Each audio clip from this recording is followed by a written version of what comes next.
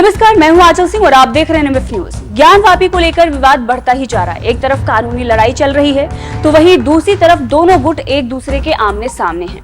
दरअसल ज्ञानवापी में मिले शिवलिंग नुमा आकृति के 1 वर्ष पूरे हो गए हैं। इस दौरान हिंदू पक्ष ने मंगलवार को ज्ञानवापी परिसर में पूजन अर्चन किया है। दरअसल ज्ञानवापी परिसर में स्थित नंदी के बगल में स्थापित भगवान आदि विश्वेश्वर की विधि विधान से पूजन अर्चन किया गया है। हिंदू पक्ष ने मस्जिद के वजूखाने में मिली शिवलिंग नुमा आकृति ही नहीं बल्कि संपूर्ण परिसर की ASI जांच की मांग की है।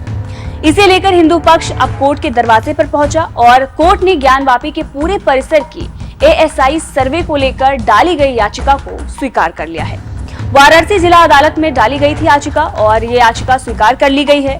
19 मई को मुस्लिम लिखित आपत्ति करेगा तो वहीं 22 मई को सुनवाई होगी। जी हाँ, 22 मई को ज्ञानवापी परिसर में मिले शिवलिंग नुमा आकृति का ASI सर्वे को लेकर सुनवाई की जाएगी।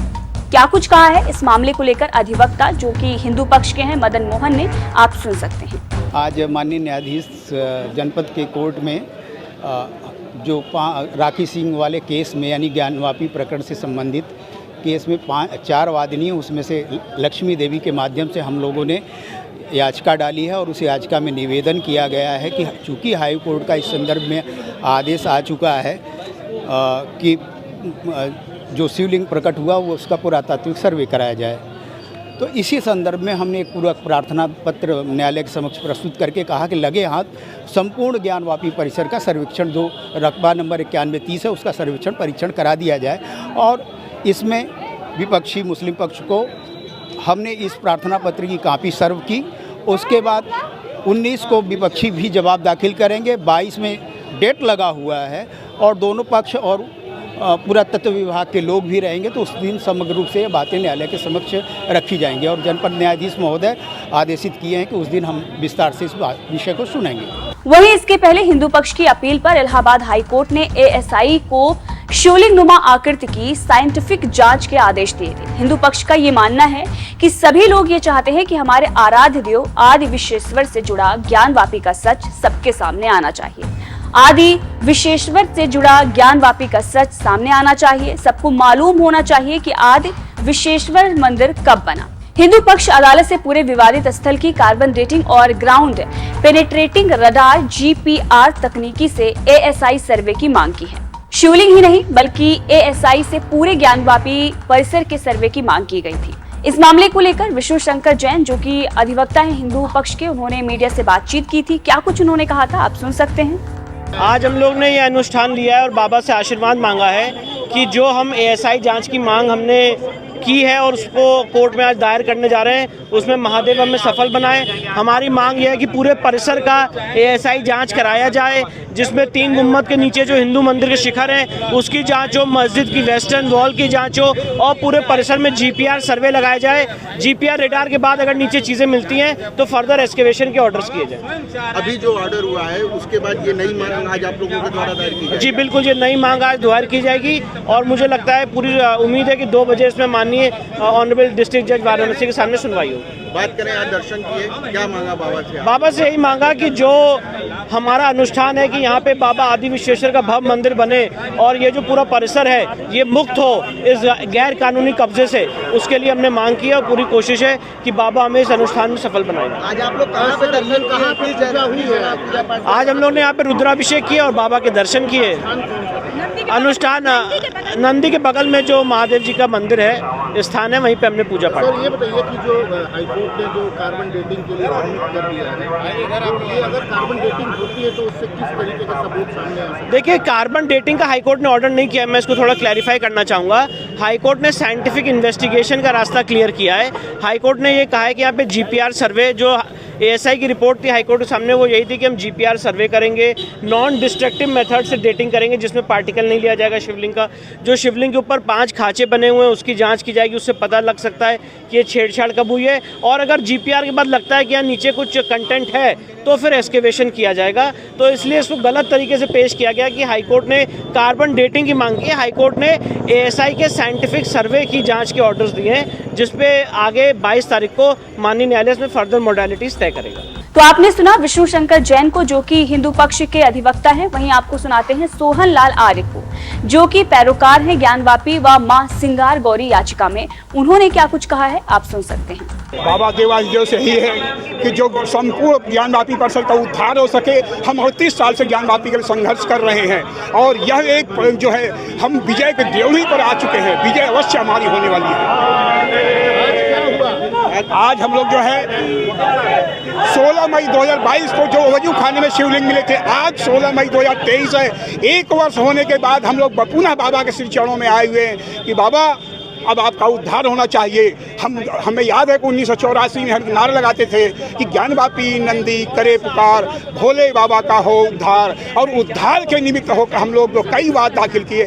आज पुनः जो है हम लोग नए वाद दाखिल करने जा रहे हैं। उस वाद में यह रहेगा कि जो केवल मात्र शिवलिंग तक ही जो है वैज्ञानिक जांच हो, बल्कि संपूर्ण मस्जिद परिसर में जो है, और ज्ञानवापी मस्जिद नहीं, पूरे कुरान में या इस्लामिक साहित्य में ज्ञानवापी मस्जिद शब्द नहीं है, ज्ञानवापी शब्द नहीं है। अगर होता तो ज्ञानवापी का तालीमी मस्जिद हो सकता था। बिल्कुल यह मुस्लिम समाज जो कह रहा है या मुस्लिम स्कॉलर जो कह रहे हैं, बिल्कुल यह भटकाने वाला है, लटकाने वाला है। अब आपको बता दें कि 6 लोगों की तरफ से अधिवक्ता विष्णु शंकर जैन ने जिला जज की अदालत में याचिका दाखिल की थी और इस पूरी रिपोर्ट को साझा किया है वाराणसी से हमारे रिपोर्टर शिवम गुप्ता ने।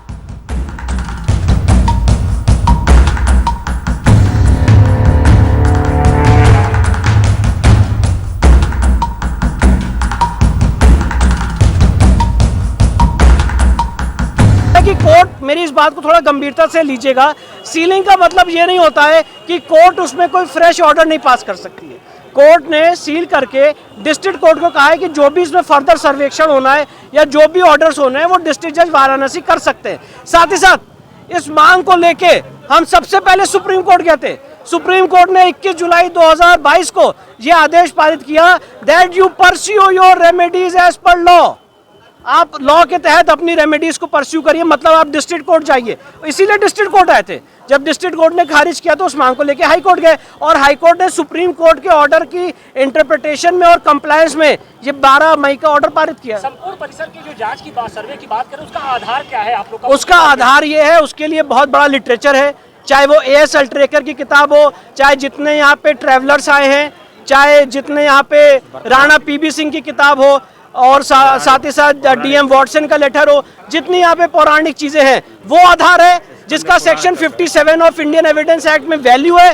साथ ही साथ जो तथाकथित मस्जिद की वेस्टर्न वॉल है, ये चीख चीख के कह रही है। मैं इस बात को बहुत संजीदगी से कहना चाहता हूँ कि एक हिंदू मंदिर का भग्नावशेष है, इसलिए उसकी जांच होना बहुत जरूरी है। जो इनके 3 गुम्बद हैं तथाकथित मस्जिद के, वो आज भी हिंदू मंदिर की दीवार पे खड़े हुए हैं। और जो नीचे सर्वे की, जिसके आपने पूछा इसका आधार क्या है, जो कमीशन की कार्रवाई हुई, कमीशन की कार्रवाई में जो तथ्य मिले हैं वो इसका सबसे बड़ा आधार है। जो सारे खंबे और पिलर्स है वो हिंदू मंदिर के खंबे और पिलर्स है। उसके अंदर हिंदू देवी देवताओं को रखने के आले बने हुए हैं, संस्कृत के श्लोक बने, घंटियां बनी हैं, स्वास्तिक के चिन्ह बने, डमरू बने हैं, भारी मात्रा में पेंटिंग की गई है कि वहां से मस्जिद का ओरिजिनल, जो मंदिर का ओरिजिनल कैरेक्टर उसको छुपाया जा सके।